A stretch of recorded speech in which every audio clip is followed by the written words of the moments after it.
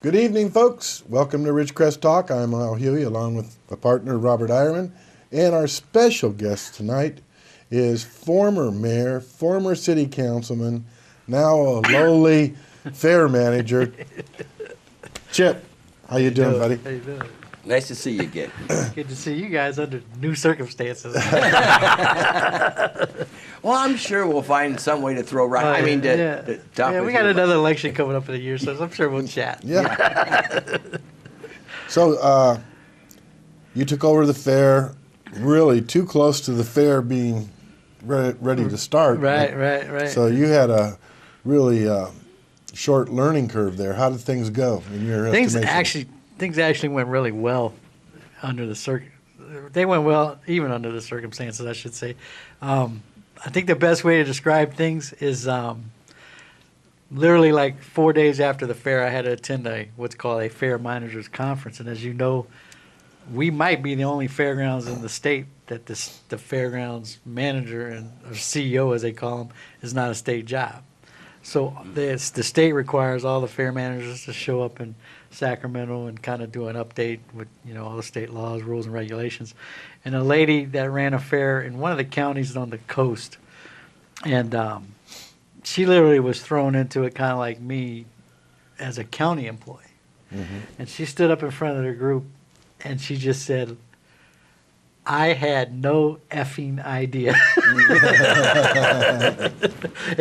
and that kind of would sum up for me. And I don't mean that to sound as negative. It's just a plethora of issues that come up in a short. It is truly somebody's. I just went to a conference last week and they compared a fairman running the actual event to a city manager running a city in a 10-day period. And I think it's very similar to being a city manager. And with my experience on council, I can absolutely relate because you deal with security, you deal with employees, you deal with infrastructure, and all. You deal with vendors coming in. Everything that the city would deal with, the fair deals with it just in a compacted amount of time. The really good thing is we had one incident that's not even worth mentioning from a security standpoint. We had no fights, nobody getting thrown out for being drunk, nothing. All of our entertainment was well received. Our headliner was Brian White, and he actually took the time to do a little meet and greet with a few people backstage before the show. That went off really well. The only sad thing to me with Brian White was he was acoustical, and I would have loved to have seen him with a full band. Of course, we couldn't afford that. Mm-hmm. But the way it works with the fairgrounds is you compile all your numbers and you have to send them to the state, and the state sends the numbers back to you. So I still don't have actual numbers to give anybody, but I can tell you that the general, it looks like on the revenue side and the attendance side, we had more attendance and we should have brought in more revenue. I'm not so sure we made more money because we went in a little high on the expense side, on the entertainment side than the budget that I saw they had intended to spend.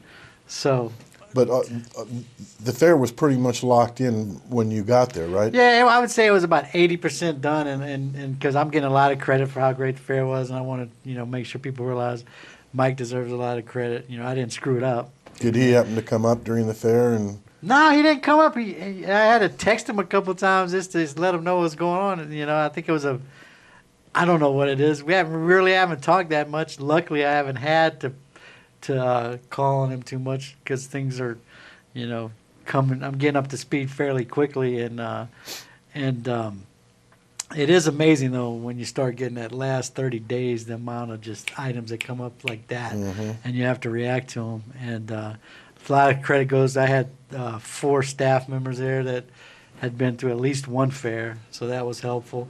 We had a volunteer corps of about 10 people that had been through multiple fairs. They were helpful. We're losing our lady, Barbara Roberts. Matter of fact, you guys ought to do a show with her. She's done the still events for like almost 15 plus years. I had no idea. I go to fairs. You guys go to fairs, and you go walk around and see the photos and the display cases. That's about 4 weeks of actual work on the fairgrounds prior to the fair. Wow. trying to coordinate and organize and set the All the contest. displays. And Right, right. And, you know, you walk through there and Yeah. you know, that's probably the least amount of time a lot of people spend in there unless you're an exhibitor. I have so much more respect for that stuff now, seeing what it takes to put that on. And she does, it's going to be tough. That's one of my biggest regrets that she's leaving. Another great thing that a lot of credit goes to Kern County Fair, the CEO of Kern County, Michael Olcott. He did this Mike's last year, and he returned the favor again for me. He sent over 5 employees, and like management type employees, and then he sent 2 girls over that did nothing but work the bathrooms nonstop for the entire time of the fair, and the other 5 employees did maintenance. They brought over extra gators. I mean, we had a Extra what? You know, the gators, like the carts, the high level carts, loaded with equipment. You know, light bulb, little plumbing issue, anything type of stuff that we don't have stockpiled. Not to mention the technical expertise that I don't have on staff. And when things broke, you always have at a fair either power outages because too much power is plugged here or there. These guys came over and at no charge to us. All I did was provide them with rooms, and they didn't come over and just sit back. They were working, you know, 18-hour days. And they came a few days before the fair, did some maintenance on some items that we were aware of needed to be addressed before the fair started. And for all indications, they'll probably help us again next year. But that was 7 in hours. That was probably, I want to say 300 to 400 hours of labor that would have gone against our cost. And it's just, that's a blessing. And I talked to Mike Olcott. And to give you an example how the state allotment thing works is we went from, like 190 of an allotment back in the days when the state gave the fairgrounds down to 40. And they went from like 40 to 35. So in a fairground, big difference. For a fairground like that, who does, just on their fair alone, I think they profit over $250,000. He understood, because I asked him, I finally got to see him at that fair managers meeting, and he was almost embarrassed at the amount of thank yous I was giving him, because it was so obvious to him that we needed help and he wanted to do that. And that was nice to see. I see that. I'm in the credit union business too, and Desert Valley's credit union, I'm president. And for years, I was president, passed and resigned and came back just recently. But for years, Alter One, which is a much bigger credit union than Desert Valley's, always helped fund to send me to D.C. as a scholarship to do lobbying on behalf of credit unions and things like that. And big credit unions help small credit unions all the time. We'll talk about that more. Unfortunately, we got to take our first break here. So, folks, join us on the other side of the break. We'll be back with Chip Holloway.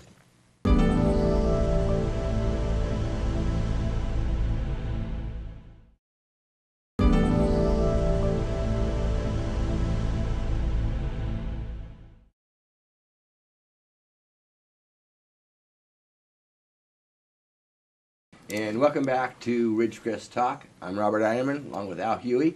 And this evening we have the big OU fan, Chip Holloway. That would be him. I know. Although I have nothing against OU. Oh, I understand. But matter of fact, I hope our coach does a renaissance like OU's coach. Stoops, his head was on the block last year. He went out and got a great offensive coordinator, and it's paying big dividends. So we got a little issue at LSU, too. Your team did real good. I watched them versus Slippery Rock Women's College. It was a great game. East Hampton College, they played well. Yeah, okay. Okay. Next question.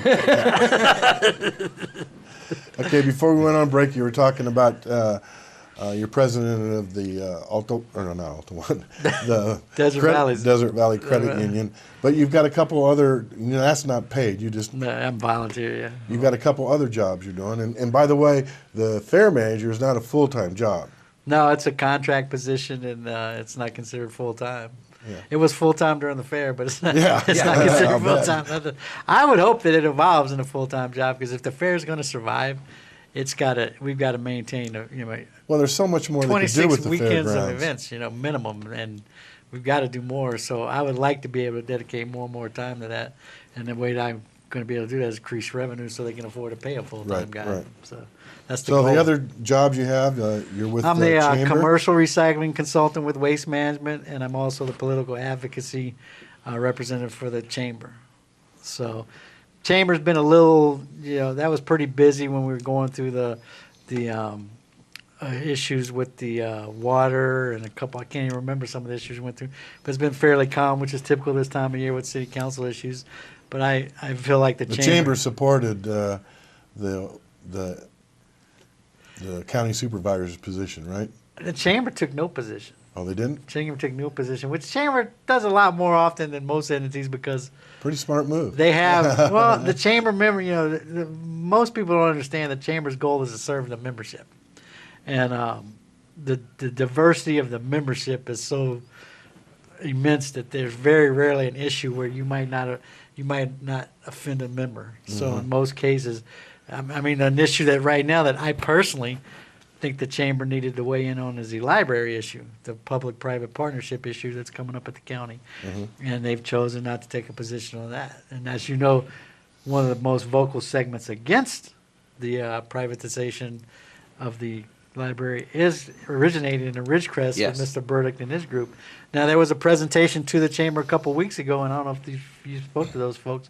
Totally grassroots movement of a couple ladies that want to bring it to a vote for a 1/8 cent sales tax, which I personally thought was being spearheaded by SEIU, which I found out it's not, which makes me feel much more comfortable. And I'm always for going to a vote of the people, if that's the case. But where I think the city of Ridgecrest and the chamber needs to be concerned is initiative fatigue, as you guys know very well. And at the next election, you've got Kern Cogs talking about doing a 1/2 cent transportation tax, which is much needed in Kern County.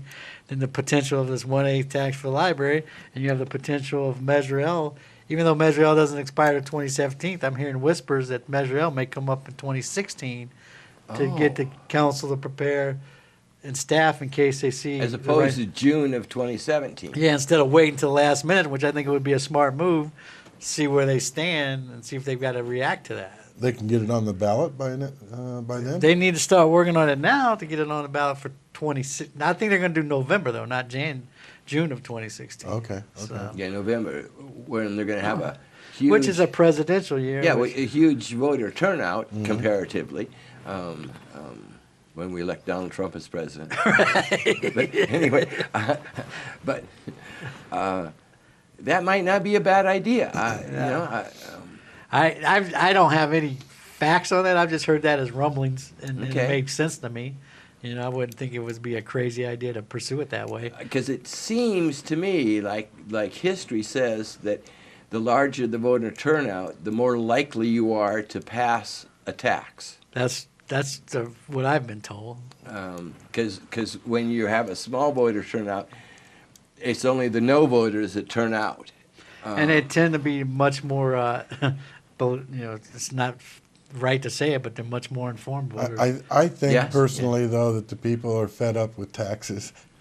Oh, you think so? I don't think there's any tax that would pass. Yeah, I don't know. Yeah, They seem to, a bunch of sales tax measures did pass in the last election in California. So we'll see. Yeah, I mean, it's very possible. I mean, I was telling Al, kind of laughing about it, that in a joking way, gee, I hope Measure L goes down because I'm so tired of all these roads being fixed and having to detour and to go around this, go around that. It was But- kind of comical to watch the Facebook post about being aggravated about too much detouring and everything else. I'm like, are you kidding me? Yeah, I know. They complained for years and years and years. Right. Yeah. That's exactly what I was meaning, that you can't really complain because a lot has been accomplished, and some of it's Measure L, some of it's other things. But the point is they have done a lot. That's not necessarily a vote of confidence to pass it again, but The thing that, is like, I think we paved Richmond Road about 6 weeks after I got my job at the fairgrounds, and they all thought I was because I went to work for the fair. And I try to explain to people that was put in place 7 years prior. Yeah, I mean- and it just finally came up. Now I think I never spoke to Dennis about this. He kept asking me about timing for the fair because they didn't want to be in the middle of construction, and I thought, based on how long it took to do Ridgecrest Boulevard, they would probably do it after the fair. But they literally did, because there's a different type of technique, they did that road in probably 5 But they days. had it closed off anyway because of Walmart, didn't they? Or Well, was it- coming from the other direction. Yeah. Yes. So it was amazing how quick they did that road, and it was, it was great. That Yes. road is so nice now that I can't thank the former council enough. Well, we didn't get my original question answered, but we will do that when we come back after this break. Which we're Clue gonna me take- in. What was your original His question? other two jobs. He I went got over one of them. them. Well, you just mentioned them. I wanted to get into a little more detail. Okay. Anyway, we're going to take another break here. We'll be back. You're watching Ridgecrest Talk. Join us after the break. Don't go away.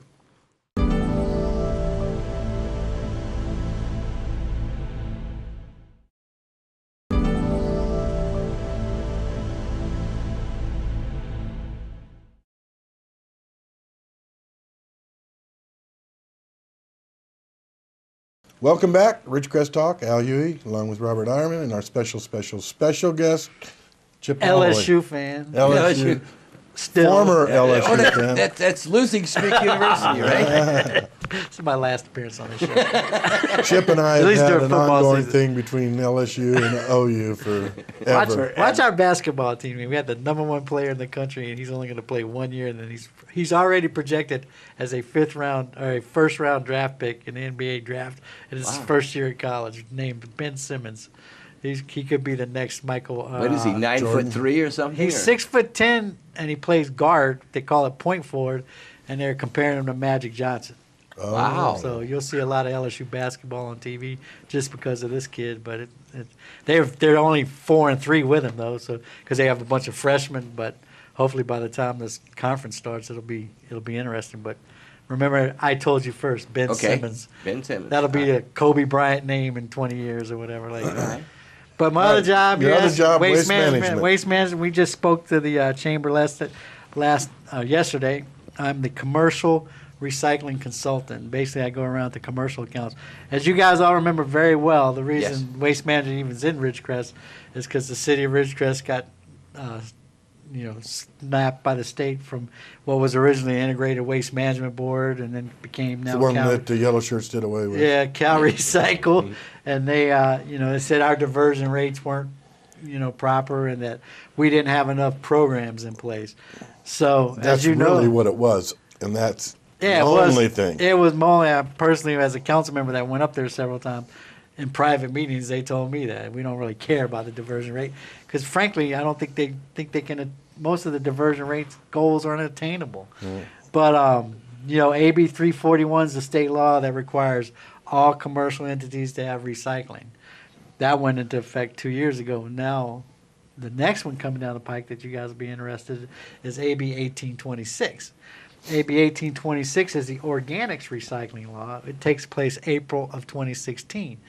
It won't affect much in Ridgecrest initially. It may affect the hospital and some of the school districts, but basically what it requires is if you are already doing 4 cubic yards of recycling, period, you are now and you have food waste, you're going to be required to recycle food waste, and that would be a separate bin. So food waste would be literal food waste, and food paper, soiled paper, and things And like is that. somebody nearby handle that? That's part of the other issue is where is it going to go, and Yeah. how are we going to do it? And the only 2 accounts that I've seen, and that's part of my job, is go around and analyze. And I've talked to a lot of restaurants, got a restaurant background, and frankly, a restaurant We that don't had have a that lot much of pig farms around here, do we? a lot of restaurants that if they had that much food waste, they wouldn't be restaurants much longer because their food costs Yeah. would be through the roof. Right. But there is a lot of waste, when you think about it. If you do a lot of Just full service, there's waste. prepping your lettuce and things like Well, yeah, that. not only that,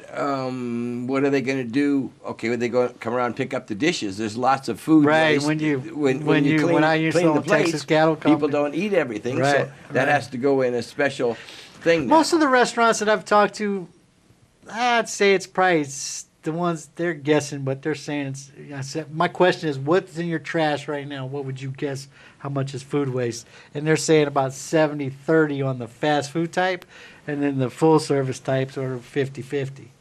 You know, because they do a lot more prep, and if they Yes. wash dishes, Right. you know, if they wash dishes, it's a lot more. If they don't wash dishes, it's a lot less because it goes somewhere So else. again, where are we going to put this That's- recyclables? That's the $1,000 question right now. Going to have to because truck them out of town? especially right now when you figure it's going to be right now recyclables. The current recyclables don't pay for themselves as far as Right. an issue with waste management or any trash company as far as that matters, and the organics are going to be even worse. So basically, but my job with waste management is to be to help the public and the commercial side with any questions on that stuff, and to make sure we're doing things as waste management to keep the city of Ridgecrest in compliance with all those orders, which every meeting we've had with Cal Recycle since Waste Management's been here has been very positive. So that, I give Waste Management a lot of credit to even track me down, because it was not a requirement that they do this, but they were trying to be proactive, and they don't have. I think they did try to have a presence in Ridgecrest a couple times, and they couldn't keep one here, so they tried to go this route, and it's been positive for me and them so far. Well, could Waste Management start their own composting, for example? They could, and one of my ideas at the fairgrounds, and I don't know if you guys were following, I still am going to follow up on this, is this whole chicken issue.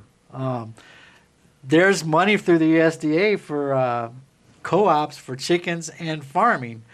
So my vision would be to do a kind of a free-range chicken area with a farm, and we could use the composting to fertilize the farm, not to mention the chickens, and we'd bring the chickens in at night, but let them run free during the day, because suppose they're great fertilizer running around. I've heard mixed signals on it. There's a lot of education goes to chicken. Every time you think it's easy, it's not. I get so much more respect for now at the fair with the livestock side. That's where I'm not. How did really, that go, the 4-H? Oh, they did. I didn't mention that, but they did a great job. Angie and Curtis Moore, they had 80 more exhibits than they've ever had. We had to go buy new rabbit cages because we got more rabbits. They did incredible amount of improvements to the fair, to their area and the fairgrounds. The auction itself, we did the dedication for Richard from Motion Tire, who passed away, who was one of the biggest supporters of the junior livestock auction. But I went down there because I was going to, make sure to help, and I didn't even need to be there. I mean, a lot of my, the Mathers were there. The McGee's, all the people you see that usually support the Pearsons, Griffins, all those guys were down there bidding on things. And I think they raised the most they've ever raised in the last 10 years.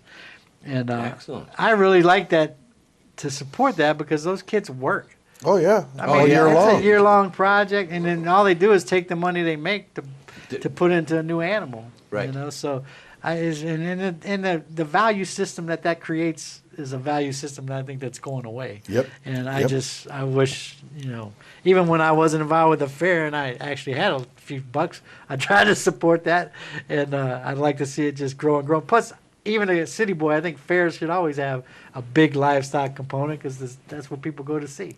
Yes. Okay, real quick, we don't have a lot of time left, but what do you got to envision for next year? Any For the fair? changes? Yeah, for the fair. I'm looking at things that haven't been here. We've had racing pigs, enough years. Yeah. One of the things I posted on Facebook, and I'm going to try to do this, kind of get a sense of the community, something I thought was kind of unique to me that I don't think's ever been here, and it tends to draw a great deal of crowds, is a Western rattlesnake show.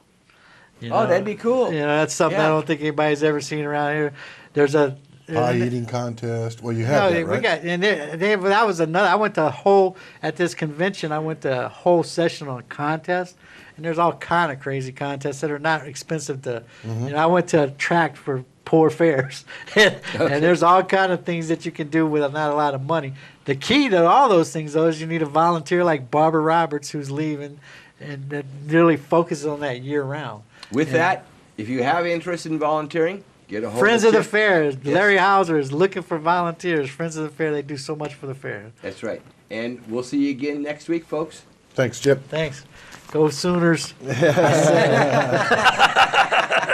Night, folks.